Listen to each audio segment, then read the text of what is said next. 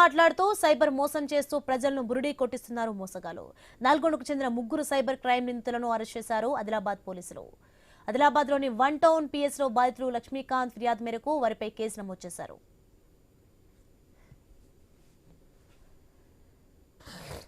ఫిబ్రవరి నెలలో యూట్యూబ్ లో సెర్చ్ చేయగా ఒక మెట్రిమోనీ సైట్ లో బుక్యా గణేష్ అనే ఒక వ్యక్తి అతని ఛానల్లో ఒక అమ్మాయి ఫోటో అందులో పెట్టి కింద కృష్ణవేణి అనే పేరు రాసి ఈమెకు ఒక వరుడు కావాలను ఎవరు ఉంటే సంప్రదించగలరని చెప్పి అలా పెట్టడంతో ఈ ఫిర్యాదుదారులు గణేష్ కు సంప్రదించగా ఆమె మ్యారేజ్ రెడీ ఉన్నది, ఆమెకు 5-6 కోట్ల ప్రాపర్టీ ఉన్నది, ఆమెకు వేరే ఎవరు లేరు.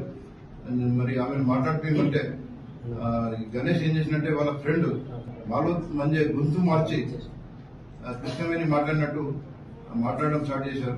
దాదాపు 8 లక్షల రూపాయలు వీరు ఫోన్ పే ద్వారా ఫిర్యాదుదారు నుంచి తీసుకోవడం జరిగింది. 1,50,000 రూపాయలు మాత్రం వాళ్ళ దగ్గర దొరికినాయి, అవి రికవర్ చేసుకోవడం జరిగింది.